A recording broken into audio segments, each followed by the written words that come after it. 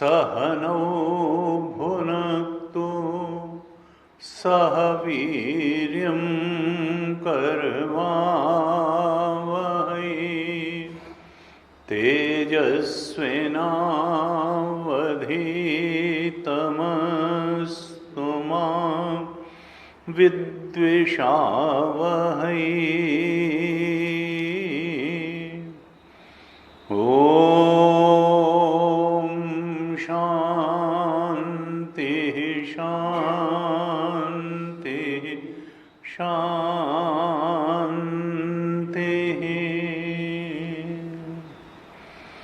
सदाशिवसमारम्भां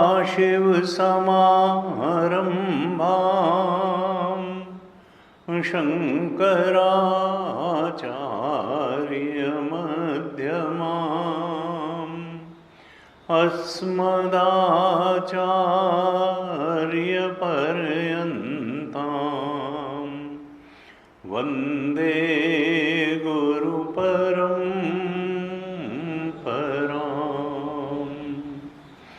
अज्ञानतिमिरान्धस्य ज्ञानाञ्जनशलाकया चक्षुरुन्मीलितं येन तस्मै श्री गुरवे नमः। तस्मै श्री गुरवे नमः।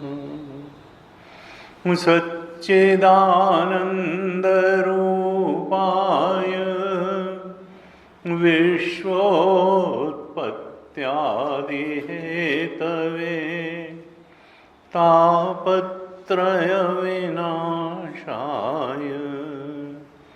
श्रीकृष्णाय वयं नमः। यं प्रव्रजन्तमनुपेतमपेतकृत्यं द्वैपायनो विरहकातराजुहाव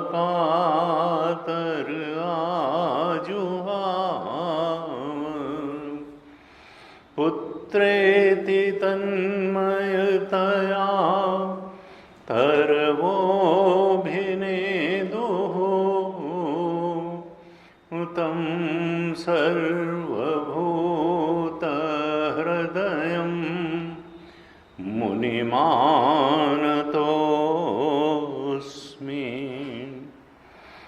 तं सर्वभूतहृदयं मुनिमानतोऽस्मि।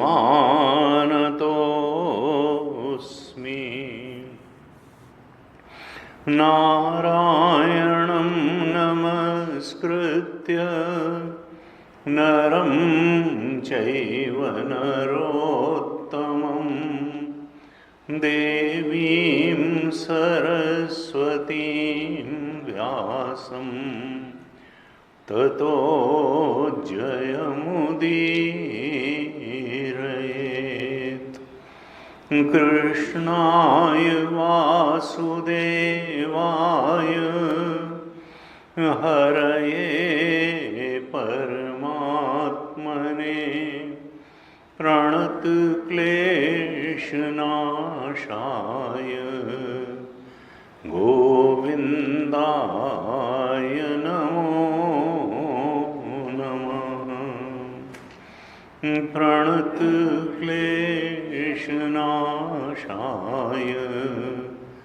गोविन्दाय नमो नमः। ओम। श्रीमद् भागवत के तृतीय स्कंध के अंतिम प्रकरण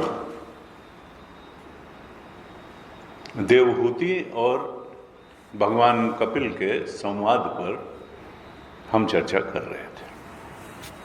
माता देवहूति जानती हैं कि उनके पुत्र के रूप में स्वयं भगवान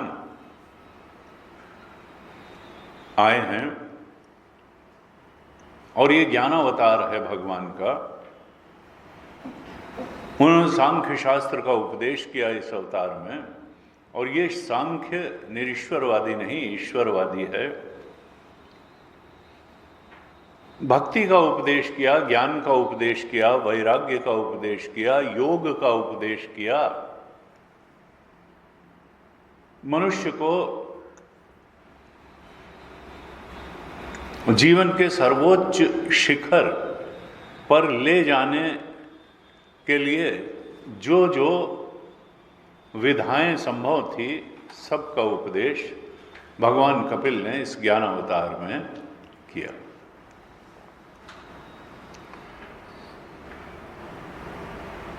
सभी लोग पैदा होते हैं, जानवरों की तरह ही पैदा होते हैं, लेकिन जानवरों की तरह मरने के लिए नहीं पैदा होता है मनुष्य। क्यों? क्योंकि मनुष्य के पास बड़ा उन्नत विवेक है, संकल्प की स्वतंत्रता है, भगवान की वाणी वेद है, और वेद का सर्वोच्च उपदेश वेदांत है, उपनिषद है। उपनिषद का निचोड़ गीता है, और वेदों में कही गई बातों को ही विस्तार देने के लिए ये पुराण है। ये वेद का ही, ये कोई अलग नहीं है वेद से। पुराणों में जो बात कही गई है, ऋषियों ने जब देखा कि उपनिषद इतने सूत्र रूप में और सारगर्भित रूप में दिए गए उपदेश हैं मनुष्य को, कि बिना गुरु के, बिना समर्थ गुरु के और बिना अत्यंत विवेकवती बुद्धि के उपनिषद के उपदेशों को ठीक तरह से समझ पाना, हृदयंगम कर पाना और जीवन में उनको उतार पाना मनुष्य के लिए आसान नहीं है। तब फिर ऋषियों ने उनका उपभ्रंगण विस्तार करने के लिए कथानकों के माध्यम से पुराणों की रचना करी। पुराणों की रचना की, जिससे कि ऐसे लोग जिनको कि उतना समर्थ गुरु उपलब्ध नहीं है, उतनी विवेकवती बुद्धि उपलब्ध नहीं है, वो भी मनुष्य जीवन के चरम परम लक्ष्य को समझ सकें, उसके मार्ग को समझ सकें, और उस मार्ग पर चल करके वो उस उद्देश्य की प्राप्ति कर सकें। प्राप्त क्या करना है? उनका मजे की बात यह है कि जो प्राप्त करना है वो पहले से प्राप्त ही है। केवल जो जन्म जन्मांतर से कचरा हमने बटोर रखा है अपने अंदर, उसको हटाना भर है।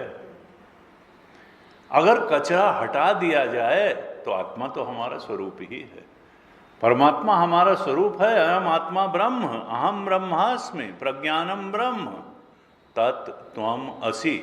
उपनिषदों के महावाक्यों का यही उपदेश है कि जिस सर्वोच्च स्थिति को, जिस सर्वोच्च लक्ष्य को तुम्हें पाना है, वो लक्ष्य तो तुम्हारा स्वरूप ही है।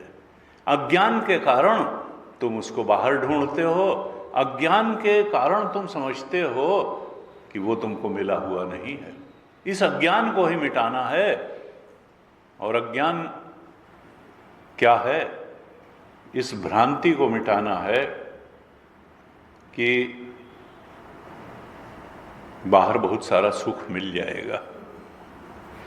यही भ्रांति है कि सुख स्वरूप आत्मा का कोई बोध नहीं है, इसलिए ये भ्रांति पीछे पड़ी हुई है कि बाहर बहुत कुछ जुटा करके बहुत सारा सुख पा लेंगे, जबकि हर व्यक्ति का अपना ये अनुभव है कि बाहर कोई स्थायी सुख नहीं मिलता, कोई स्थायी शांति नहीं मिलती। थोड़ा सा सुख मिलता है, थोड़ी सी शांति मिलती है, और बहुत सारी अतृप्ति और अशांति लेकर के हम लौट आते हैं। विषय का धर्म सुख है नहीं, सुख तो आत्मा का धर्म है और आत्मा हमारा स्वरूप है। जब तक हम अनात्म का पीछा नहीं छोड़ेंगे, जब तक हम अनात्म में सुख खोजने की अपनी बेवकूफ़ी नहीं छोड़ेंगे, अपना अज्ञान नहीं छोड़ेंगे, तब तक आत्म सुख जो शाश्वत सुख है उसकी प्राप्ति हमको नहीं होगी। बार बार संतों ने कहा, दिलमा खोज दिल ही दिल खोजो, यहाँ ही रहीमा रामा। ईश्वर तो तुम्हारा आत्मा बन करके, चेतना बन करके बैठा है, लेकिन तुमने उस पर ध्यान ही नहीं दिया। तुम तो उन बातों पर ध्यान दे रहे हो जो ध्यान देने लायक हैं नहीं, और इस कारण उस बात पर ध्यान ही नहीं जा पा रहा है जो वास्तव में ध्यान देने लायक है।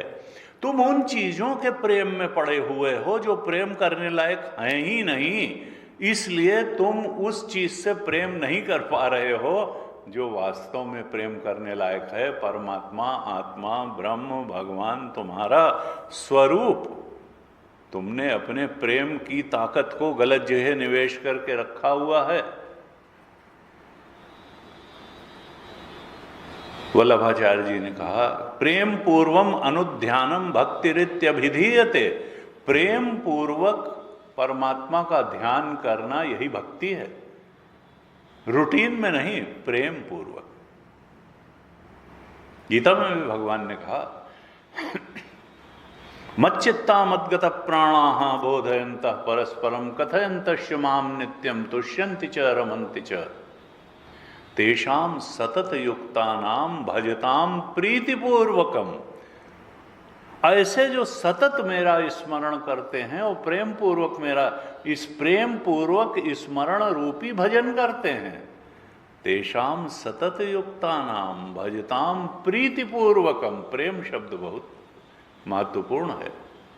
ददामि बुद्धि योगम तम येन माम, उनको मैं ऐसा बुद्धि योग दे देता हूँ, ऐसी शुद्ध निर्मल पवित्र बुद्धि दे देता हूँ जिससे वो आत्म स्वरूप के बोध में प्रतिष्ठित हो जाते हैं।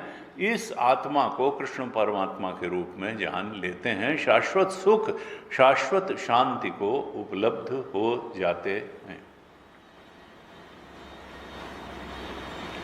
किसी ने कहा कि देखो, इस संसार में सच्चाई की तरफ लेने लोगों को लाना बहुत कठिन है और बुराई की तरफ आदमी सहज ही खिंचा हुआ चला जाता है। गिरना बहुत कठिन है, गिरना बहुत आसान है और उठना बहुत कठिन है। खुद को उठाना भी कठिन है, दूसरे को उठाना भी कठिन है, और खुद गिरना भी बड़ा आसान है और दूसरे को गिरने के लिए आमंत्रित करना और गिरा देना भी बड़ा।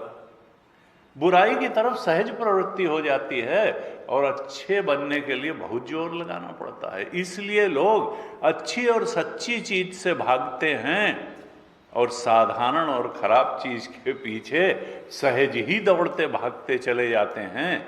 और यही कारण है कि सच्चा अध्यात्म जहाँ है उससे लोग दूर भागते हैं, और जो कच्चा अध्यात्म है, सस्ता अध्यात्म है, वहां भीड़ लग जाती है। मनुष्य को चाहिए कि अगर ऊपर उठना है, आध्यात्मिक रूप से अपना उन्नयन चाहता है, मुक्ति चाहता है, भक्ति चाहता है, वैराग्य चाहता है, तो सच्चे अध्यात्म की शरण में जाए, फिर वो कितना ही कठिन क्यों न लगता हो।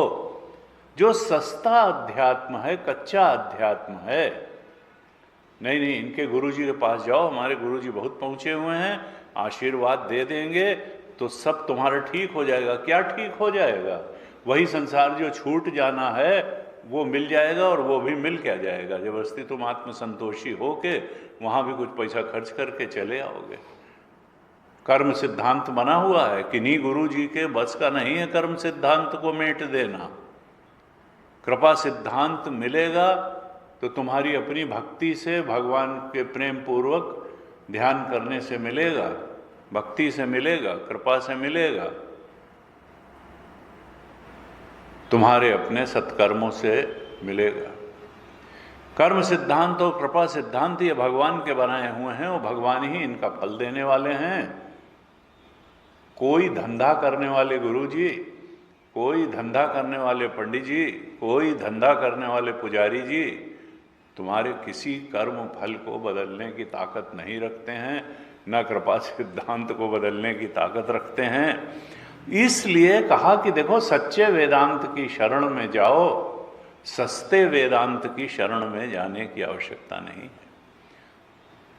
सस्तापन तुम्हें ले डूबेगा, कुछ नहीं देगा, आकर्षक होगा, लुभावना होगा, सजावटी होगा, तुमको तरह तरह से प्रलोभन दिया जाएगा।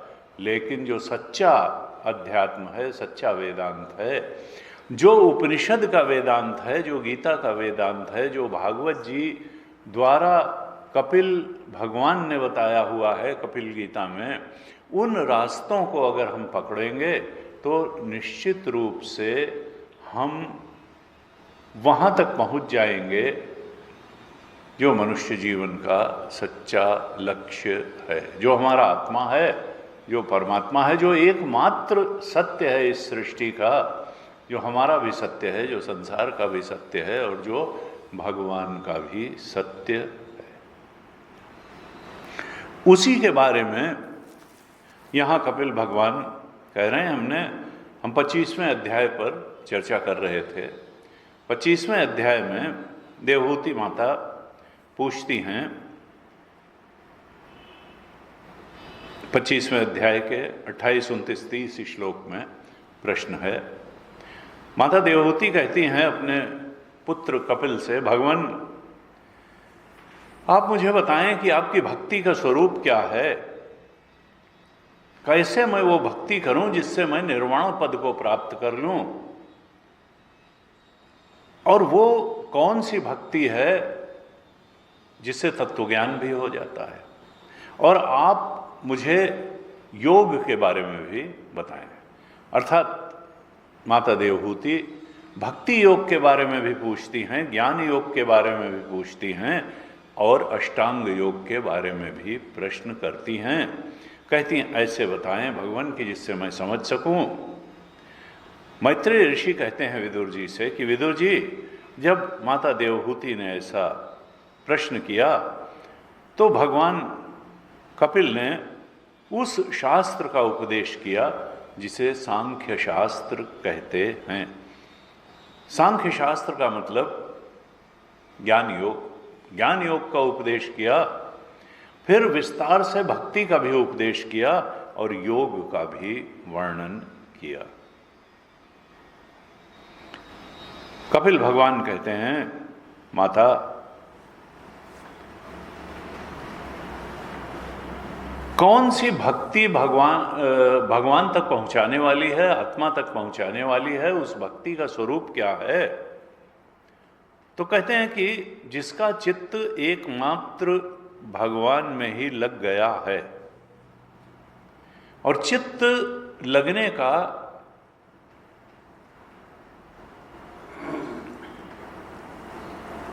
हमारे पास प्रमाण क्या है कि चित्त वहां लगा है। अगर इंद्रियां बार बार कहीं और जा रही हैं, ज्ञानेंद्रियां कहीं और जा रही हैं, कर्मेंद्रियां कहीं और जा रही हैं, तो मतलब चित्त भी स्थिर नहीं है, चित्त भगवान में नहीं लगा है। कर्मेंद्रियां भी भगवत परायण कर्म में लगे और ज्ञानेंद्रियां भगवत चिंतन में लगे, भगवान की तरफ ले जाने वाली स्वाध्याय में आंख लगे, श्रवण में कान लगे। पूरा जीवन जो ज्ञानेंद्रियां और कर्मेंद्रियों से हम जीते हैं और फिर मन से भी जीते हैं अंदर और चित्त से जीते हैं, वो भगवत परायण हो, उसके केंद्र में भगवान हो, उसके केंद्र में संसार न हो। इंद्रियों से वही चीज देखें, वही सुने, वही भोगें जो गुरु और शास्त्र ने बताया हो। जब मनोवृत्ति भगवान में लगेगी तभी समझो जीवन में निष्कामता आएगी, सत्व गुण आएगा, सांसारिक वासनाएं मिटेंगी, दूषित संस्कार चले जाएंगे, दोष चले जाएंगे, और यही भक्ति है। इंद्रियों को भगवान में लगा दें, मनोवृत्ति को भगवान में लगा दें, यही उपाय है वासनाओं को मिटाने का, सत्वगुण को बढ़ाने का। क्योंकि वासनाएं, इच्छाएं ही तो बाधा हैं हमारे और हमारे स्वरूप, आत्म स्वरूप के बीच में। और भक्ति इस वासना रूपी मल को जला करके, मिटा करके, गला करके हटा देती है। दूषित संस्कारों और दोषों को मिटाने की ताकत भक्ति में है। जो हम तीन शरीरों, पंचकोशों और संसार के तमाम भोग पदार्थों से तादात्म्य किए बैठे हैं, इस तादात्म्य को भक्ति भंग कर देती है। क्यों? क्योंकि ये भगवान से तादात्म्य करा देती है। कपिल भगवान का क्या संदेश है कि इस प्रकार से जो अहेतुकी भक्ति करता है, यानी कुछ चाहने के लिए भक्ति नहीं करता, किसी आरती को, किसी परेशानी को दूर करने के लिए नहीं, किसी कामना की पूर्ति के लिए नहीं, किसी जिज्ञासा को मिटाने के लिए नहीं, बल्कि अहेतुकी भक्ति। शंकर भगवान जब राम जी गद्दी पर बैठे, राज सिंह उनका स्तुति करने आए तो कहा, बार बार बर मांगो हर्ष देहु श्री रंग, पद सरोज अनपायनी भगति सदा सत्संग। अनपायनी भक्ति दो, टुकड़ों टुकड़ों में होने वाली भक्ति मत दो, ऐसी भक्ति दे दो कृपा करके जो हमेशा बनी रहे, अनपायनी हो, आने जाने वाली न हो, सदा रहने वाली हो। तुम्हारे चरणों में मेरी सदा प्रीति बनी रहे, प्रेम बना रहे, और सदा मुझे भगवान की कृपा का प्रमाण क्या है कि सदा सत्संग मिलता रहे। भक्त पद सरोज अनपायनी भगत सदा सत्संग। ऐसा न हो कि हम थोड़ा सत्संग हो और ज़्यादा संसार संग हो जाए, विषय संग हो जाए, भोग पदार्थों का संग हो जाए, शरीर का तादात्म्य हो ना, टुकड़े टुकड़े में थोड़ा थोड़ा ना हो, सदा सत्संग। मन में तो सत्संग की धारा अविरल रूप से चलती रहे। हमारा कर्तव्य के लिए हम शरीर में भी रहें, संसार में भी रहें, संबंधों में भी रहें, लेकिन हमारा गहरा से गहरा प्रेम तो तुम्हारे स्मरण, चिंतन, मनन तुम्ही से बना रहे। कहा ऐसा जो भक्त है उसके हृदय में चलने वाली अहेतुकी अनपायनी भक्ति पंचकोश से जो तादात्म्य है उसको भंग कर देती है। भक्त का जीवन निर्दोष हो जाता है, निर्विघ्न हो जाता है। और ऐसे ही भक्त के लिए भगवान ने गीता में कहा कि नमे भक्तः प्रणश्यति। अब ऐसी भक्ति कैसे करें? तो भागवत जी में कहा केनापि उपायन मनः कृष्णे निवेशयेत्। जो भी उपाय हो, सत्संग का उपाय हो, पूजा का उपाय हो, चर्चा का उपाय हो, चिंतन का उपाय हो, स्वाध्याय का उपाय हो, जप का उपाय हो, केनापि उपायन मनः कृष्णे निवेशयेत्। हमारा मन कृष्ण परमात्मा में लगा रहे, चाहे जिस उपाय से लगा रहे। उपाय गौण है, मन का, मनोवृत्ति का परमात्मा में सदा समर्पित रहना, ये भक्ति का केंद्र बिंदु है। नहीं तो फिर माला तो कर में फिरे, जिह्वा फिरे मन माहे, और मनुआ तो चहु दिस फिरे, यह तो सुमिरन नाही। ऐसा ना हो कि औपचारिक रूप से माला हाथ में चल रही है और मन कहीं और। भागवत जी में कहा कि भक्ति माता जो है, जो गीता में 3 नरक के द्वार बताए ना, कामनाओं को, क्रोध को और लोभ को, भक्ति माता इन नरक से उबार लेती हैं। काम, क्रोध, लोभ के नरक से भक्ति माता उबार लेती हैं। भय से उबार लेती हैं। मनुष्य भयभीत है, रोग का भय है, बुढ़ापे का भय है, मृत्यु का भय है और बिना बात का भय है। इसमें भय की कोई बात ही नहीं। आत्मा अजर अमर है, आत्मा अजर अमर है। साधो हम मरते नहीं। ये शरीर बूढ़ा भी होगा, रोगग्रस्त भी होगा, जाएगा भी। आत्मा कहाँ जाएगी? आत्मा तो अजर अमर है। मुक्त ना हुए तो शरीर भी अगले, ये मन भी जाएगा, सूक्ष्म शरीर भी अगला शरीर बना लेगा प्रारब्ध के अनुसार। इसलिए हम तो मुक्त हुए तो बहुत अच्छी बात है, और नहीं तो ये तो केवल स्थूल शरीर से सूक्ष्म शरीर का अलग हो जाना है। मृत्यु कोई पॉजिटिवली द एंड थोड़े है कि सब कुछ खत्म हो गया। कुछ खत्म नहीं होगा। खत्म होगा तो ज्ञान से होगा, खत्म होगा तो भक्ति से होगा, खत्म होगा तो आत्मबोध से होगा, भगवत प्राप्ति से होगा, स्वरूप बोध से होगा। और वो मरना बड़ा श्रेयस्कर होगा। जिस दिन हमारी वासनाएं मर जाएंगी, हमारी इच्छाएं मर जाएंगी, हमारी आसक्तियां मर जाएंगी, वो मरना बहुत शुभ होगा। ऐसे मरो कि फिर जन्मना न हो। ये क्या हुआ कि पुनरपि जन्मम पुनरपि मरणम पुनरपि जननी जठरे शयनम। कहा वो बड़ा मुबारक मरना है जब दोबारा जन्मना न हो। ये तो नौटंकी है मरने की कि फिर मरे फिर जन्मे, फिर मरे फिर जन्मे। ये क्या मरे? मरना तब है जब जीना न हो, दोबारा जीना न हो। कहा देखो, बिना भगवान की आराधना किए काम क्रोध लोभ के नरक से भी मुक्ति नहीं होगी और भय की निवृत्ति भी नहीं होगी। भगवान जब कान के माध्यम से सत्संग में, वृत्ति के माध्यम से हृदय में प्रवेश करते हैं तो हृदय को निर्मल कर देते हैं, शुद्ध कर देते हैं, पवित्र बना देते हैं, वासनाहीन बना देते हैं, कामनाहीन बना देते हैं, आसक्तिहीन बना देते हैं। तो सारे ही संतों ने कहा कि हृदय को स्वच्छ करने के लिए भक्ति रूपी जल चाहिए। प्रेम भगति जल बिनु खगराई, अभ्यंतर मल कबहु न जाई। प्रेम भक्ति के जल के बिना प्रेमा भक्ति होनी चाहिए। फिर प्रेम की बात आई, औपचारिक भक्ति नहीं। प्रेम पूर्वक अनुध्यानम भक्ति रित्य विधि, प्रेम पूर्वक ध्यान करना। प्रेम भगत जल बिनु रघुराई, अभ्यंतर मल कबहु न जाई। प्रेम पूर्ण भक्ति करें, प्रेम पूर्वक ध्यान करें, यही तो भक्ति है। प्रेम पूर्वक अपने स्वरूप का अनुसंधान करें, यही तो भक्ति है। नारद भक्ति सूत्र में कहा भक्ति क्या है? परम प्रेम रूपा अमृत स्वरूपा च। ये परम प्रेम रूपा है भक्ति और अमृत स्वरूप है। अमृत आत्मा परमात्म स्वरूप का बोध करा देती है। रामानुजाचार्य ने कहा भक्ति क्या है? तो कहा भक्ति जीवन की शक्ति है। ये मनोवृत्ति को ठीक करने वाली साधना है।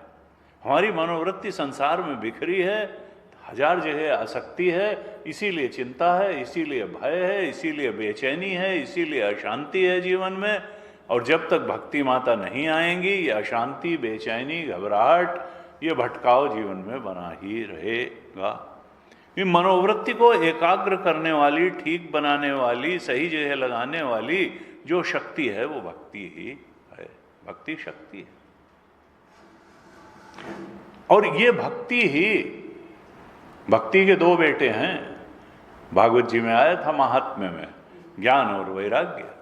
भक्ति जब परिपक्व होगी तो फिर दो पुत्र होंगे, पुत्रवती होगी, एक तो ज्ञान और एक वैराग्य। भक्त के जीवन में वैराग्य दिखाई देगा। वो उस प्रकार से आसक्त नहीं होगा जैसे अभक्त होता है। भक्त विरक्त हो जाएगा। भक्त के जीवन में विरक्ति दिखाई देगी और ज्ञान भी दिखाई देगा। गुरु जी कहते थे भगवान ने बहुत कहा कि मैं अपने भक्त को अज्ञानी नहीं रहने देता हूं। ददामि बुद्धि योगम तम येन माम उपयान्ति ते तेषाम सतत युक्तानाम भजताम प्रीति पूर्वकम। ददामि बुद्धि योगम तम येन माम उपयान्ति ते तेषामेव अनुकंपार्थम अहम अज्ञानजम तमः नाशयामि आत्मभावस्थो ज्ञान दीपेन भास्वता। उन प्रेम पूर्वक भक्ति करने वालों के हृदय में मैं स्वयं ज्ञान दीपक लेकर खड़ा हो जाता हूँ। अर्थात जो मेरा अनन्य भक्त है उसको किसी चीज की कमी नहीं रहती है, उसके योग का वहन मैं करता हूँ, क्षेम का वहन मैं करता हूँ, उसको वैराग्य देने वाला मैं हूँ और उसको ज्ञान देने वाला भी मैं हूँ। उसके हृदय में परम सत्य आत्म तत्व, उसके ब्रह्म स्वरूप का यथार्थ ज्ञान प्रकट हो जाता है। इस तरह से भक्ति क्या है? भक्ति हृदय में भगवान की अभिव्यक्ति है। अगर भक्ति आ गई तो समझो भगवान आ गए। हृदय में भगवान की अभिव्यक्ति का नाम ही भक्ति है। और इसमें वो ताकत है, शक्ति है कि जीवन से सारी बुराइयां निकाल करके भक्ति बाहर कर देती है और तभी मन शांति को प्राप्त करता है, ध्यान को प्राप्त करता है, एकाग्रता को प्राप्त करता है, सत्य को प्राप्त करता है, शाश्वत शांति और शाश्वत सुख को प्राप्त करता है, विषय निरपेक्ष सुख को प्राप्त करता है। आसक्तिहीनता, तादात्म्य, झूठी चीजों के तादात्म्य को छोड़ने पर जो शांति समता चित्त में अनुभव होती है उसको प्राप्त करता है। संशय नहीं रह जाता है, सारे संशय मिट जाते हैं। सद्गुरु मिले तो जाहि जिमि संशय भ्रम समुदाय। कहा जब कोई सद्गुरु मिल जाता है या भगवान स्वयं सद्गुरु के रूप में आ जाते हैं हृदय में तो संशय और भ्रम निवृत्त हो जाता है। क्योंकि आदमी संशय में ही पड़ा है, ये ठीक है कि वो ठीक है, ये करना ठीक है कि वो ठीक है, वो पाना ठीक है कि ये पाना ठीक है, अंदर की यात्रा ठीक है कि बाहर की यात्रा ठीक है, बाहर के अचीवमेंट बहुत बड़े हैं कि अंदर का अचीवमेंट बहुत बड़ा है। कोई संशय नहीं रह जाता है किसी प्रकार का। कोई भगवान की कृपा जब होती है, भक्ति माता अवतरित होती हैं, सब प्रकार का जो डाउट है वो समाप्त हो जाता है। तो यहाँ भगवान कहते हैं अपनी माता से कि कर्मेंद्रिय और ज्ञानेंद्रिय दोनों की जो श्रीहरि के प्रति स्वाभाविकी प्रवृत्ति है वही अहेतुकी भक्ति है और ये मुक्ति से भी बढ़कर है। क्योंकि ये कर्म संस्कारों के भंडार रूप जो लिंग शरीर है उसको भस्म कर देती है। 25वें अध्याय के 33वें श्लोक में कहा, अनिमित्ता भागवती भक्ति सिद्धेह गरीयसी जरति आशु या कोशम निर्गीणम अनलो यथा। अनिमित्ता भागवती भक्ति, ये जो अहेतुकी भक्ति है, यानी किसी उद्देश्य से नहीं, आरती निवारण के लिए नहीं, कामना पूर्ति के लिए नहीं, जिज्ञासा, अहेतुकी भक्ति। हमको भगवान से प्रेम है इसलिए भक्ति कर रहे हैं। माता को बच्चे से प्रेम होता है तो चाहे शुशु कर दे, पॉटी कर, तो भी प्रेम उसका थोड़ा जाता है। जिससे प्रेम होता है उसमें दोष नहीं दिखाई देते हैं। तो अनिमित्ता अहेतुकी भक्ति जो है मुक्ति से भी बढ़ करके है। सिद्धेह गरीयसी, ऐसे कपिल भगवान कहते हैं। जरति आशु या कोशम, ये तो लिंग देह कोश पंचकोशों को, सूक्ष्म शरीर को भंग कर देती है, क्योंकि वासनाएं सूक्ष्म शरीर में ही रहती हैं, इच्छाएं सूक्ष्म शरीर में ही रहती हैं। सूक्ष्म शरीर लिंग देह को जो संस्कार का भंडार है, क्योंकि वासनाओं के कारण ही तो हम एक जन्म से दूसरे जन्म में भटक रहे हैं, वासना पूर्ति के लिए, इच्छा पूर्ति के लिए ही तो भटक रहे हैं। लिंग शरीर को ही भस्म कर देती है। ऐसी भगवान की अहेतु की भक्ति जरति आशु, शीघ्र ही जला देती है, नष्ट कर देती है कोशम, लिंग देह को जो संस्कार के भंडार हैं। दृष्टांत दिया निर्गीणम अनलो यथा, जैसे भोजन का कौर जब खाते हैं तो जठराग्नि उसको पचा करके खत्म कर देती है, जैसे खाए हुए को जठराग्नि पचा देती है, ऐसे ही संस्कार, वासनाओं, इच्छाओं को भक्ति माता जला देती हैं, उनको नष्ट कर देती हैं। यानी क्या संदेश है यहाँ? वही जो तुलसीदास जी ने वाल्मीकि रामायण में 14 घर दिखाए और अंत में जो 14वां घर दिखाया उसमें जो कहा, जाहि न चाहिए कबहु कछु तुम सन सहज स्नेह। वो जो सहज स्नेह है, किसी कारण से प्रेम नहीं कर रहे हैं परमात्मा से, परमात्मा ही प्रेम करने लायक है और कुछ प्रेम करने लायक नहीं है, इसलिए परमात्मा से प्रेम कर रहे हैं, इस विवेक के साथ प्रेम कर रहे हैं कि ये शरीर भी प्रेम करने लायक नहीं, जो साथ छोड़ दे उससे क्या प्रेम करना। ये शरीर तक सारी चीज़ें, संसार की उपलब्धियां शरीर से हैं, शरीर तक हैं और शरीर के लिए हैं, और ये शरीर तो अपना है नहीं, ये तो है नहीं, तो साथ छोड़ेगा। वासनाएं, इच्छाएं साथ छोड़ेंगी, भावनाएं भी बदल जाएंगी। क्या बदलने और मिटने वाली चीज़ों से क्या मन लगाना? मन तो उससे लगाओ जो न बदलना है न मिटना है, जो हमेशा साथ रहा। ब्रह्म जीव सम सहज संघाती। इस जीव का शाश्वत साथी तो अपना ब्रह्म स्वरूप ही है, लेकिन हम ब्रह्म होते हुए भी जीव बन करके इच्छा पूर्ति के लिए उन चीज़ों से दिल लगाए बैठे हैं जो हमेशा हमको दुख देने के लिए तैयार बैठी हैं। इनका देखो, ये जीव ऐसा है कि अपने को बहुत बड़ा वैद्य समझता है। ये तो तय है कि परेशान है, बेचैन है, दुखी है, भटक रहा है, यही तो इसकी बीमारी है। भटकता हुआ मन ही इस जीव की बीमारी है, लेकिन वो किसी योग्य वैद्य के पास जाकर अपनी बीमारी की जांच नहीं कराता और दवाई नहीं पूछता है और दवाई करता नहीं है। वो कहता मैं खुद ही बहुत बड़ा वैद्य हूँ, मैंने अपनी बीमारी भी पहचान ली है और उसका इलाज भी खोज लिया है और मैं उसका इलाज खुद करूँगा और जन्म जन्मांतर से कर रहा है, और उसका नतीजा क्या है कि बीमारी ठीक तो हो नहीं रही है बल्कि बीमारी और बढ़ती चली जा रही है। वो कहता है कि हाँ, इच्छा रूपी बीमारी है और मैं इच्छा पूर्ति रूपी इलाज इसका करूंगा संसार में, और वो बीमारी तो इच्छा पूर्ति से ठीक होती नहीं बल्कि इच्छाएं और बढ़ जाती हैं। इच्छा रूपी बीमारी बढ़ती चली जाती है, संस्कार पुंज बढ़ता चला जाता है, वासना पुंज बढ़ता चला जाता है, और व्यक्ति पुनरपि जन्म पुनरपि मरणम फिर फंसा हुआ है। मुक्ति की तरफ बढ़ी, इन बीमारी से मुक्ति हो ही नहीं पाती, क्योंकि मुक्ति तब हो जब कोई संत सद्गुरु मिले और वो बताए कि तुम्हारी बीमारी ये है और इलाज भक्ति ज्ञान वैराग्य है, इलाज इच्छा पूर्ति नहीं है। इच्छाओं से निवृत्ति रूपी बीमारी से निवृत्ति होने का इलाज इच्छा पूर्ति नहीं है, इसका इलाज तो भक्ति है, इसका इलाज तो वैराग्य है, इसका इलाज तो ज्ञान है। लेकिन नहीं, अहंकार के कारण हम अपने को ही सर्वज्ञानी सर्वज्ञाता समझ करके अपनी जिंदगी बर्बाद कर लेते हैं। इतना अमूल्य अवसर मनुष्य जीवन का हम खो देते हैं, वहाँ इलाज ढूंढते ढूंढते जहाँ इलाज मिलेगा नहीं। इलाज तो अंदर है, इलाज आत्मबोध में है, इलाज परमात्मा की शरण में है, इलाज संसार की शरण में नहीं है, भोगों की शरण में नहीं है।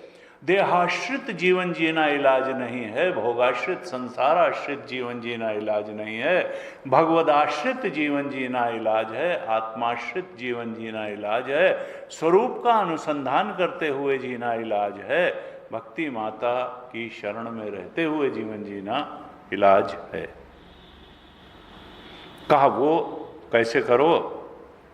कपिल भगवान कहते हैं माता से कि माता, भक्ति का अनुभव पाने के लिए अपनी सारी इंद्रियों को भगवान के नाम रूप गुण लीला धाम में लगा दो। केनापि उपायन मनः कृष्ण निवेशेत। किस उपाय से लगाते हैं ये गौण बात है, लेकिन लगा दो भगवान में। और इसके लिए निगेटिव में चिंतन न हो और पॉजिटिव चिंतन हो, भगवत परायण चिंतन हो और विषयाश्रित चिंतन न हो। गुरु जी कहते थे, शास्त्र में एक वचन आता है, स्त्री धन नास्तिक वैरी चरित्रम न श्रवणीयम। तुम उस बात को सुनो क्यों जो तुम्हारे लक्ष्य की ओर बढ़ाने वाली नहीं है। ऐसी बातों को सुनने से क्या फायदा है, व्यर्थ की बातें न सुनो न बोलो।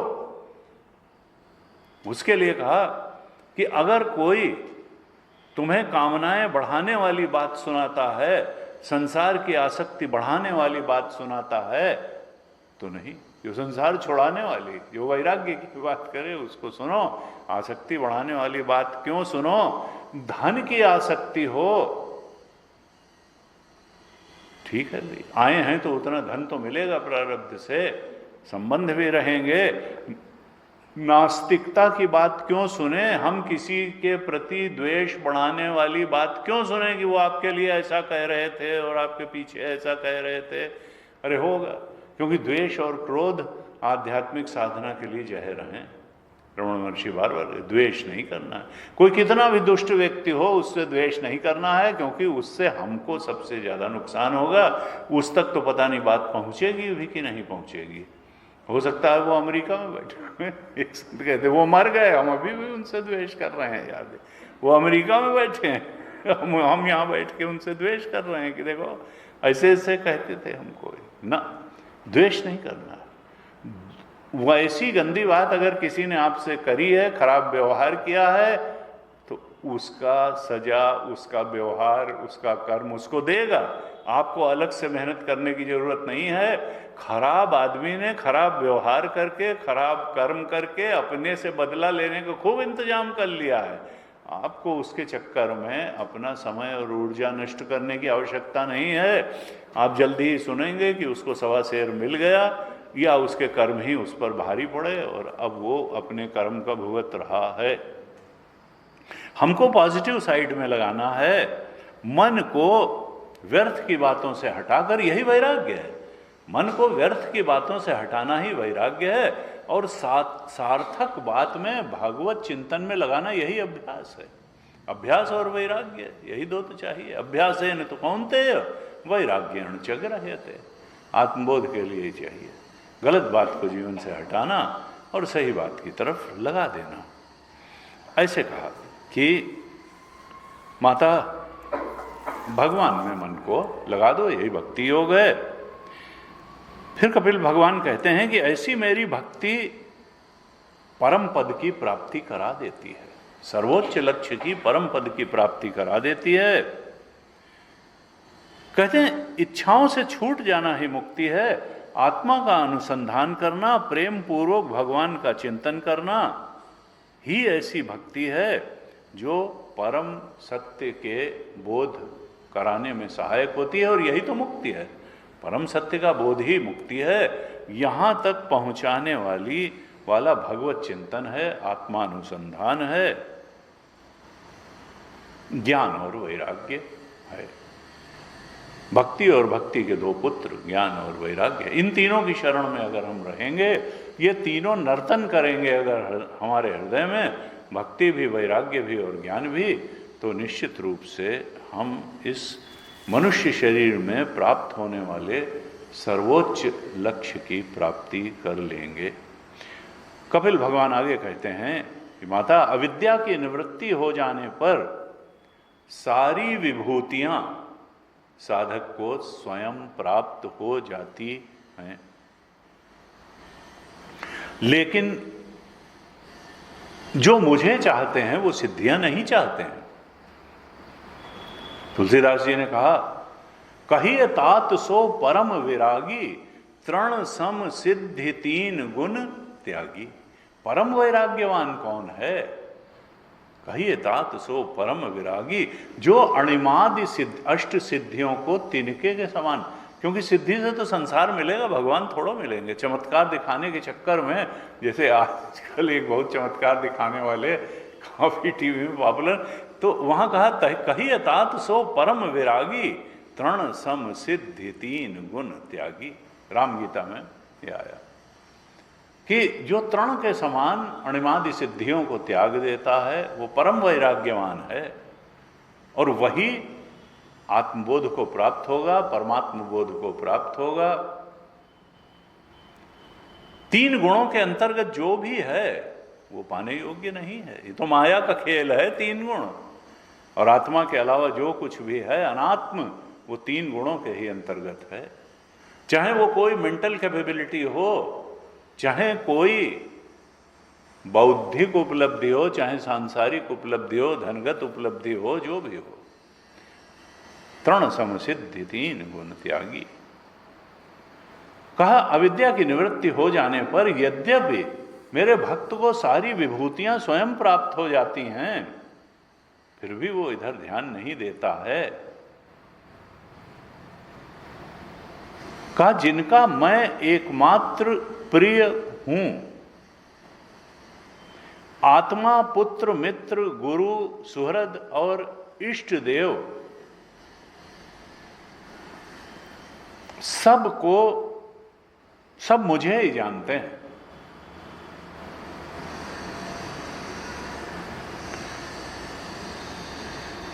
भगवान सबसे बड़े सखा हैं, सबसे बड़े हितकारी हैं, सबसे बड़े मित्र हैं। उनसे बढ़ करके कोई सुहृद है नहीं। जिनका एकमात्र मैं ही प्रिय हूं, आत्मा हूं, पुत्र हूं, मित्र हूं, गुरु हूं, सुहृद हूं, इष्ट देव हूं, कहा वो जो मेरे भक्तजन हैं वो कभी नष्ट नहीं होते हैं। नवे भक्तः प्रणश्यति, और उन्हें मेरा काल चक्र भी नष्ट नहीं कर सकता, प्रताड़ित नहीं कर सकता है। यानी वो समय के बियॉन्ड टाइम हो जाते हैं, वो अजर और अमर जीवन प्राप्त कर लेते हैं, शाश्वत जीवन प्राप्त कर लेते हैं, मुझ परमात्मा को प्राप्त कर लेते हैं। यानी भगवान क्या संदेश देना चाह रहे हैं यहाँ, कि हमको कर्तव्य नहीं छोड़ना है, हमको व्यक्ति को भी नहीं छोड़ना है, हमको आसक्ति को छोड़ना है। आसक्ति को छोड़ना है, चीजों से आसक्ति, यहां तक कि अपनी देह से भी आसक्ति को छोड़ना है, जीते जी छोड़ना है। आसक्ति को छोड़ना है, लेकिन कर्तव्य नहीं छोड़ना है कि कपड़ा पहन के गए और कहा हमसे कोई मतलब नहीं है। ना ना, कर्तव्य नहीं छोड़ना है, व्यक्ति को नहीं छोड़ना है, परमार्थ नहीं छोड़ना है, लोक संग्रह नहीं छोड़ना है, लोगों की भलाई नहीं छोड़नी है। शक्ति दिया है भगवान ने, ज्ञान शक्ति, क्रिया शक्ति, तो उसका सबके भलाई के लिए इस्तेमाल करना है, लेकिन आसक्ति नहीं। आसक्ति को छोड़ना है, कर्तव्य नहीं छोड़ना, व्यक्ति नहीं छोड़ना, आसक्ति को छोड़ना है।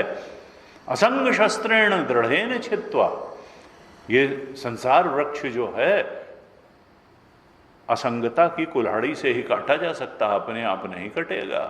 कुछ लोग इस चक्कर में रहते हैं कि बुढ़ापा आएगा तो आसक्ति कम, आसक्ति बढ़ जाती है, बुढ़ापे में आसक्ति बढ़ जाती है। मूल से ब्याज ज्यादा प्यारा होता, लड़के से जितना प्रेम नहीं होता पोते से उससे ज्यादा हो जाता है। तो जो है कहा नहीं नहीं, असंग, अगर तुम करोगे नहीं तो कुछ मिलेगा नहीं, करने से ही मिलता है। असंग शस्त्रेण दृढ़ेन छित्त्वा, कहा देखो केवल ज्ञान से काम नहीं चलता है, भक्ति के साथ ज्ञान होना चाहिए। प्रेम पूर्वम अनुध्यानम, स्वरूपानुसंधान हो लेकिन प्रेम पूर्वक हो, तब जो है ये जो बौद्धिक, नहीं तो बौद्धिक ज्ञान बना रहेगा। ज्ञान बोध में परिवर्तित हो, इसके लिए भक्ति बहुत आवश्यक है। बौद्धिक ज्ञान बोध रूपी ज्ञान में, विज्ञान में तभी परिवर्तित होगा जब भक्ति के साथ ज्ञान होगा। जब हम आत्मा से प्रेम भी करेंगे, केवल आत्मा का ज्ञान ही नहीं होगा, हमें लगेगा कि भाई जो सत्य है, जो तृप्तिदायक है, जो शाश्वत शांति है, जो शाश्वत सुख है, प्रेम करने लायक तो वही है। तो जो प्रेम करने लायक है उसका प्रेम पूर्वक जब ज्ञान प्राप्त करेंगे तो दृढ़ स्थिति हो जाएगी। भक्ति के साथ ज्ञान बहुत आदरणीय है। शास्त्र में आया कि देखो मनुष्य को 3 काम नहीं छोड़ने चाहिए। कहा यावत जीवम त्रयो वंद्या वेदांतो गुरु ईश्वर। यावत जीवम त्रयो वंद्या, जब तक जियो 3 चीजों की उपासना, प्रार्थना, वंदना अवश्य करो। किसकी? वेदांतो गुरु ईश्वर। वेदांत के प्रति प्रेम भाव रखो, आदर भाव रखो, वेदांत की शरण में रहो। गुरु के प्रति प्रेम भाव रखो, आदर भाव रखो और गुरु की शरण में रहो। और ईश्वर के प्रति भी प्रेम भाव रखो, आदर भाव रखो और ईश्वर की शरण में रहो। यावत जीवन मृत्यु पर्यंत, आखिरी सांस तक इन 3 की शरण में रहो, इनको छोड़ो मत। वेदांतो गुरु ईश्वर। वेदांत का सत्संग करो, उपनिषद के मंत्रों पर विचार करो, बार बार उनके अर्थ पर ध्यान करो। ध्यान करेंगे तो जिसका हम ध्यान करते हैं धीरे धीरे वैसे ही बनने लगते हैं। इसलिए हम वेदांत के अर्थ पर ध्यान करेंगे तो हमारा मन उस अर्थ के अनुसार बनने लगेगा और हम परम सत्य की तरफ अनायास ही बढ़ने लगेंगे। गुरु का ध्यान करेंगे, गुरु की क्वालिटीज आने लगेंगी। परमात्मा के चरित्र का ध्यान करेंगे, राम जी के चरित्र तो समता जीवन में आने लगेगी। राम जी के गुरु जी कहते थे, भाई रामचरितमानस का उद्देश्य क्या है? कि जीव चरित रामचरित के अनुसार बन जाए। यही तो संदेश है रामचरित। इसीलिए तो वो आए मनुष्य शरीर कि ये जीव का चरित रामचरित के अनुसार हो जाए। का देखो, ये जो लोभ है जीवन में, जो मोह है, जो द्वेष है, ये व्यक्ति को, जब व्यक्ति लोभी हो जाता है, मोही हो जाता है, द्वेषी हो जाता है, तो फिर जीवन में बेईमानी आ जाती है, पक्षपात आ जाता है, निष्ठुरता आ जाती है और ये सब दुर्गुण मन को निर्मल बना देते हैं। ऐसा नहीं कि वो बड़ा चालाक और स्ट्रांग होता, बहुत निर्बल मन के होते हैं।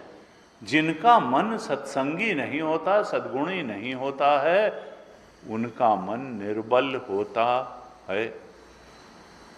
वो अपने मन को कहीं जाने से रोक नहीं सकते हैं। बलवान मन का क्या अर्थ है?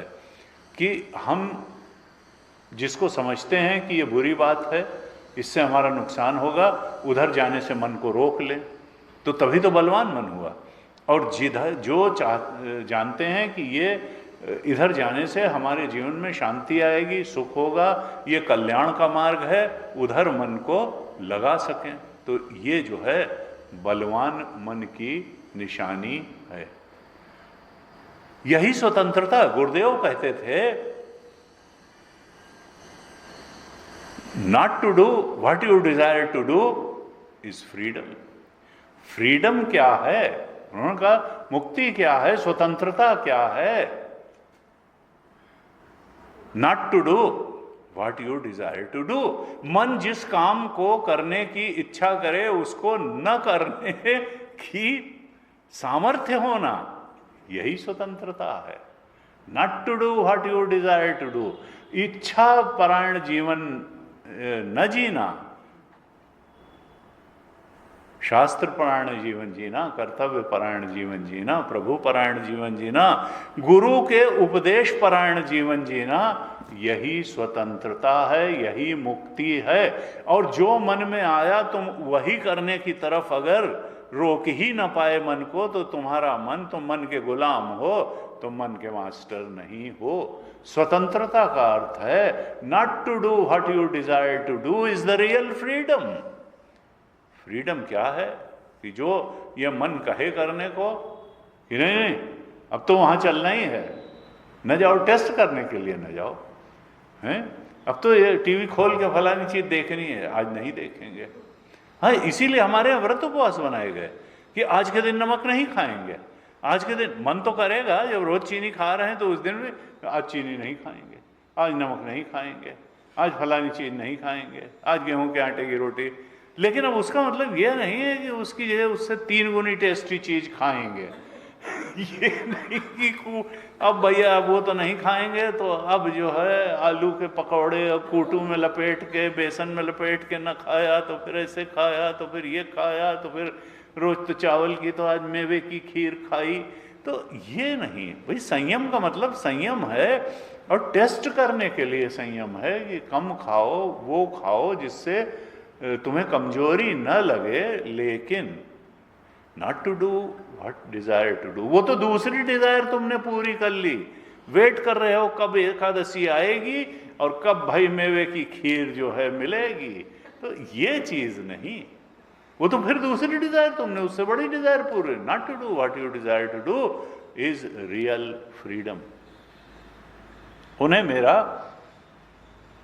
कहते हैं फिर कि अगर तुम्हारा मन निर्बल होगा, यानी मन को रोकने की शक्ति जिसके अंदर नहीं है उसी का मन निर्बल है, और निर्बल मन में बहुत सूक्ष्म और उच्च विचार नहीं आते हैं, न उठते हैं न टिकते हैं। इसलिए मन को सबल बनाना बहुत आवश्यक है, जिससे उसमें सूक्ष्म विचारों को पकड़ने की शक्ति आ सके और टिका के रखने की शक्ति आ सके। यहां संदेश क्या है कि भक्त वही बन सकता है जिसके जीवन में इंद्रिय संयम भी है और मन की एकाग्रता भी है। अगर हमको आत्मा का ज्ञान चाहिए, परमात्मा की भक्ति चाहिए, तो इंद्रिय संयम भी, पूरी गीता का संदेश यही है, भागवत का संदेश यही है कि इंद्रियों का संयम भी चाहिए और मन की एकाग्रता भी चाहिए। यही तप। देखिए, जो हमने अभी बात करी, सच्चा वेदांत और सस्ता अध्यात्म, जो है सच्चा अध्यात्म और सस्ता अध्यात्म में अंतर क्या है कि सच्चा अध्यात्म त्याग मांगता है और हम त्याग से बचते हैं। जाओ भाई मुरारी बापू के पंडाल में नाच गाओ और ऐसे हो जाओ, प्रसाद बढ़िया ले आओ आसाराम बापू के यहाँ, 5 रुपए में बढ़िया हलवा, और वो तो ये सस्ता अध्यात्म है। सस्ता अध्यात्म त्याग करने के लिए नहीं कहेगा, तभी भीड़ें जुटेंगी।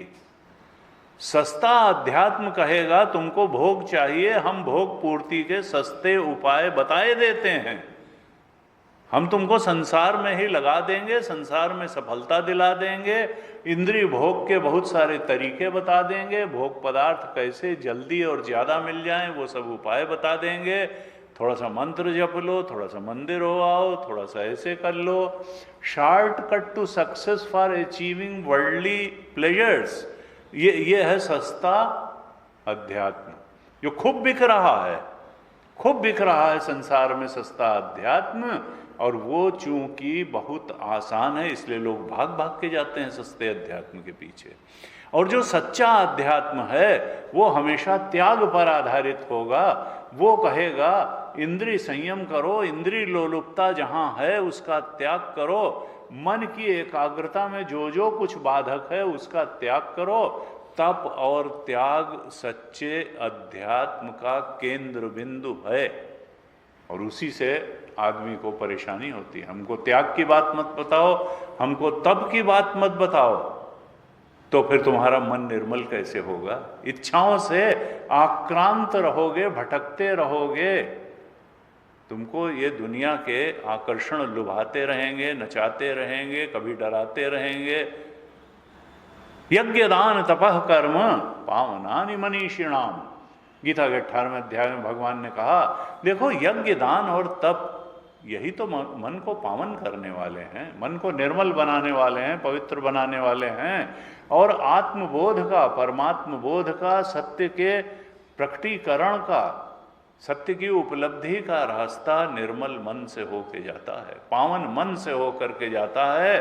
और यज्ञ दान तपः कर्म पावना, यज्ञ कर्म करो, दान, दान का मतलब कि गीता में 17वें अध्याय में 3 प्रकार, तामसिक दान भी बताया, सात्विक दान, यज्ञ दान तप। और तप का तो महाभारत में हमने कई बार उल्लेख किया कि मनसस्य इंद्रियाणाम ऐकाग्रम परमम तपः, मन और इंद्रिय की एकाग्रता, भगवत चिंतन में एकाग्रता, भगवत भजन में एकाग्रता, आत्मचिंतन में एकाग्रता, संसार से वैराग्य में एकाग्रता और परमात्मा परायण जीवन में एकाग्रता। तो इंद्रिय और मन की एकाग्रता यही तो तप है। ये खड़ेश्वरी बाबा नहीं बनना है, शरीर का तप कोई ऐसा तप नहीं है, मिस्टर यूनिवर्स नहीं बनना है, ना ओलंपिक में जो है वो दौड़ जीतनी है, शरीर के तप को तप नहीं, कर्षयन्तः शरीरस्थम। भगवान ने 17वें अध्याय में कहा कि जो शरीर के वाहियात टाइप के तपते हैं वो अपने को भी कष्ट देते हैं और अपने अंदर चेतना बन के बैठे हुए मुझ कृष्ण परमात्मा को भी कष्ट देते हैं। ये तामसी तप नहीं चाहिए। मन और इंद्रिय की एकाग्रता रूप तप चाहिए, भगवत परायण जीवन रूप तप चाहिए। गलत जगह से मन को हटाने और इंद्रियों को हटाने के सामर्थ्य रूपी तप चाहिए, और भगवत भजन में लगाने रूप, इंद्रियों मन को लगाने रूप तप चाहिए। तो यज्ञ दान तपः कर्म पावनानि मनीषिणाम। ये यज्ञ दान और तप का कर्म अगर हम ठीक से करेंगे तो मन निर्मल होगा, और फिर निर्मल मन जन सो मोहि पावा, मोहि कपट छल छिद्र न भावा, मन क्रम वचन जान चतुराई, भजत कृपा करिहे रघुराई। तो यहाँ माता जी से कहते हैं भगवान कपिल कि माता जी, ये जो 39-40 श्लोक में कहते हैं कि विसृज्य सर्वान् अन्यांश्च मामेव विश्वतो मुखम। 40वें श्लोक में कहा भजन्ति अनन्यया भक्त्या तान मृत्योः अतिपारये, इमं लोकम तथा एव अमुम आत्मानम उभयया इनम आत्मानम अनु ये चेह ये रायः पशवो ग्रहाः। इस लोक में और परलोक में दोनों तरफ जाने वाला जो लिंग शरीर है, यहां भी कोई इंद्रिय तो भोगती नहीं। आंख को कोई अनुकूल रूप देख के सुख नहीं होता, सुख तो मन को ही होता है। कोमल स्पर्श प्राप्त करके त्वचा सुखी नहीं होती, सुखी तो मन ही होता है। स्वादिष्ट व्यंजन खा करके जीभ थोड़ा सुखी होती है, सुखी तो मन ही होता है। यानी सुख और दुख का भोग का साधन कौन है? लिंग शरीर, सूक्ष्म शरीर, मन ही सुखी दुखी होता है। और मन ही जब तक ये शरीर है तो इस शरीर के माध्यम से इस लोक में रहता है, और नहीं तो परलोक में जाता है। ये शरीर छोड़ करके वहाँ पितृलोक में दूसरा शरीर मिल जाएगा, स्वर्ग में दूसरा शरीर मिल जाएगा, ब्रह्मलोक में दूसरा मिल जाएगा, और मुक्त हो गए तो अपने परमात्मा स्वरूप में लीन ही हो जाएंगे। और नहीं तो कहा इस लोक में और परलोक में जाने वाला जो लिंग शरीर है, और इस संसार में जो भी हमारे असेट्स हैं, धन हो, पशु हो, मकान हो, गाड़ी हो, विसर्ज्य सर्वान् अन्यान्, सब कुछ को त्याग करके, यानी ये नहीं कि अकाउंट बंद करवा दिया कल ही जाकर, ना, आसक्ति को त्याग करके, सबको की आसक्ति को त्याग करके माम एवं विश्वतो, जो मेरी अनन्य भक्ति करता है, भजन्ति अनन्या भक्त्या, यानी और सबसे आसक्ति, वही वैराग्य और अभ्यास की बात है। सब कुछ से, इवन लिंग शरीर से और लिंग शरीर के सुख दुख से भी आसक्ति को त्याग करके जो मुझे ही अनन्य भाव से भजते हैं, तान मृत्योः अतिपारे, उनको मैं मृत्यु के पार कर देता हूं। अर्थात जन्म मृत्यु के, पुनरपि जन्म पुनरपि मरणम अब नहीं रहते, वो मुक्त हो जाते हैं, वो मृत्यु के पार चले जाते हैं। मैं उनको, ये जो मृत्यु रूप संसार सागर है, मेरे अनन्य भक्ति करने वाला, अनन्य भाव से मेरा भजन करने वाले, लेकिन और सब आसक्ति को छोड़ करके, ये नहीं है कि दो नाव में नहीं, कि संसार से भी आसक्ति है और भगवान की भी भक्ति है, कहा नहीं। बार बार गीता में भी अनन्यता पे बहुत जोर दिया। अनन्याश्चिन्तयन्तो माम ये जनाः पर्युपासते तेषां नित्याभियुक्तानां योगक्षेमं वहाम्यहम्। कहा अनन्या, अन्ना अन्य, अन्य से क्या आशा लगाए बैठे हो? इस शरीर से आशा लगाए हो, संसार सब छूटने वाले हैं। उससे आशा लगाओ जो सही में सर्वसमर्थ है, जो सर्वशक्तिमान है, जो तुम्हारा हमेशा से सखा है, हितैषी है, सर्वशक्तिमान है, सर्वज्ञ है, सर्वव्यापी, उससे आशा लगाओ। भगवान को छोड़ के देह से और संसार से क्या आशा लगाना। अनन्य चेता सततम यो माम स्मरति नित्यशः तस्याहम सुलभ पार्थ नित्य युक्तस्य योगिनः। 8वें अध्याय में कहा अनन्य भाव से, अनन्य चेता सततम यो माम स्मरति, अनन्य भाव से जो हमेशा मेरा भजन करते हैं, कुछ समय के लिए नहीं, कांस्टेंट रिमेम्बरेंस, सतत स्मरण। तस्य, उनके लिए मैं दुर्लभ नहीं हूं, सुलभ हूं। तस्या हम सुलभ पार्थ नित्य, ऐसे नित्य मुझसे जुड़े हुए योगियों के लिए मैं सुलभ हूं।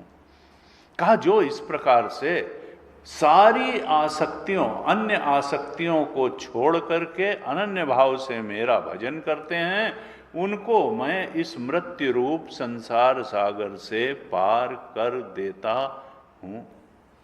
गीता जी में बिल्कुल यही कहा। 12वें अध्याय के 6ठे और 7वें श्लोक में गीता जी में कहा भगवान ने, ये तो सर्वाणि कर्माणि मयि सन्न्यस्य मत्पराः।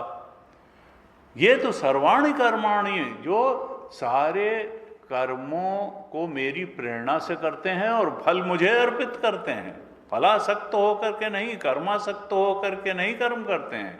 ये तो सर्वाणि कर्माणि मयि सन्न्यस्य मत्पराः, वो इच्छा परायण होकर के कर्म नहीं करते, वो मत्पराः, वो प्रभु परायण होकर के कर्म करते हैं, प्रभु की प्रसन्नता के लिए कर्म करते हैं।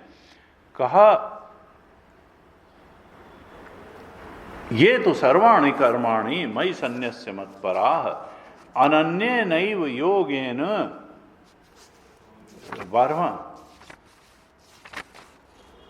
12वें का 6ठा है, अनन्य नैव योगेन माम ध्यायन्त उपासते। अनन्य योग से जो, देखिए फिर अनन्य आया, और किसी के शरणागत हो। अनन्य नैव योगेन माम ध्यायन्त उपासते, मेरा स्मरण कर के माध्यम से मेरी उपासना, भूलते ही नहीं मुझे। क्या भूलें? जैसे हम जिस चीज को महत्व देते हैं, सुखद मानते हैं, उसको भूलते नहीं हैं, ऐसे ही जो भक्त मेरा है वो मुझे नहीं भूलता है, मुझे ही सबसे बड़ी चीज मानता है, सबसे महत्वपूर्ण मानता है। अनन्य नैव योगेन माम ध्यायन्त उपासते, और जो इस प्रकार से मेरी भक्ति करता है, मेरा ध्यान करता है अनन्य भाव से, तेषाम अहम समुद्धरता मृत्यु संसार सागरयत्, इस मृत्यु संसार के सागर से मैं उसका उद्धार कर देता हूं। वो जो है ये जन्म मृत्यु के चक्कर में नहीं पड़ता, वो तो मुझ परमात्मा को प्राप्त करता है, जीवन में ही प्राप्त कर लेता है, और शरीर छूटने के बाद भी मुझे ही प्राप्त करता है। तेषाम अहम समुद्धरता मृत्यु संसार सागरात भवामि न चिरात पार्थ मय्यावेशित चेतसाम। बहुत देर नहीं लगती है इसमें। तुमने पूरा अपना मन भगवान को दिया, बस भगवान ने पूरा अपने आप को तुमको दिया। तुम इधर जो है, लेकिन अधूरा अधूरा नहीं। अनन्य नैव योगेन मयि आवेशित, अपने जैसे पागल होता है ना, तो चेतना उसकी पागलपन से आवेष्टित हो जाती है, ऐसे ही भगवान से जब चेतना आवेष्टित हो जाए, भगवान का आवेश आ जाए अंदर, जैसे हमारे अंदर तो इच्छाओं का आवेश सवार हो जाता है और तब इच्छाएं चलाने, ऐसे ही भगवान चलाएं, भगवान का आवेश बना रहे।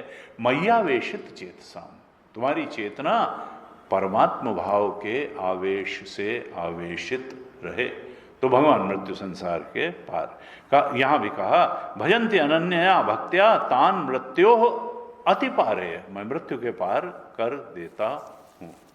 इसके बाद कहा, कपिल भगवान कहते हैं न अन्यत्र आत्मनः सर्वभूतानां भयं तीव्रम निवर्तते। 41वें श्लोक में कहा, मेरे शरणागत हुए बिना अगर कोई सोचे कि जीवन से भय की निवृत्ति हो जाएगी तो होनी नहीं है। न अन्यत्र आत्मनः सर्वभूतानां भयं तीव्रम, सिवा मेरे और किसी का आश्रय लेने से मृत्यु रूप महाभय से छुटकारा नहीं होता। तुलसीदास ने लिखा, तरहि न बिन से मम स्वामी राम नमामि नमामि नमामि। कहा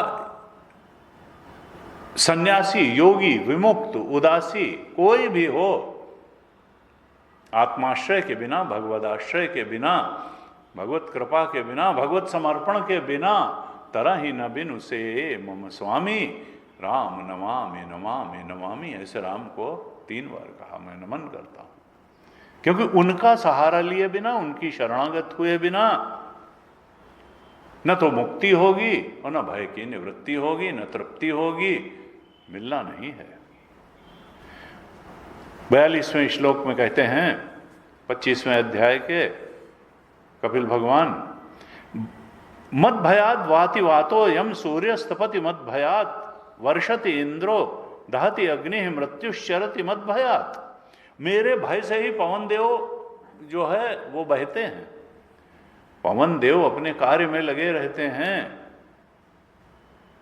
सूर्यस्तपति मद भयात, सूर्य मेरे भय से तपता है। ये उपनिषद में भी ये मंत्र आता है, सूर्य मेरे भय से तपता है, पवन देव मेरे भय से चलते हैं, इंद्र मेरे भय से वर्षा करते हैं, मृत्यु अपने काम में, यमराज अपने काम में लगे रहते हैं। किससे? मेरे भय से।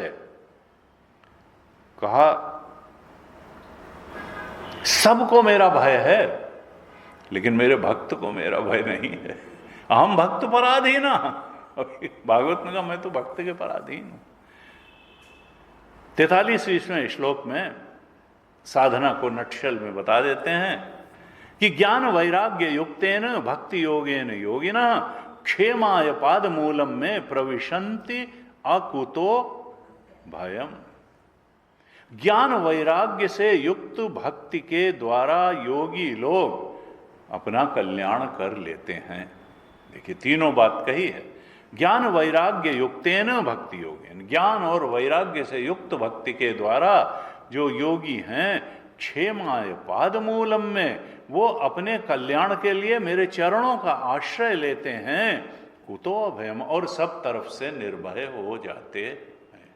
बाकी सबको मेरा भय है, इंद्र को भी भय है, पवन देव को भी भय है, सूर्य को भी भय है, सबको भय है, लेकिन मेरा भक्त मेरे चरणों का सहारा लेकर के, ज्ञान वैराग्य युक्त भक्ति से मेरे चरणों का सहारा लेकर के अपना कल्याण करता है और हर प्रकार के भय से निवृत्त हो जाता है, निर्भय हो जाता है।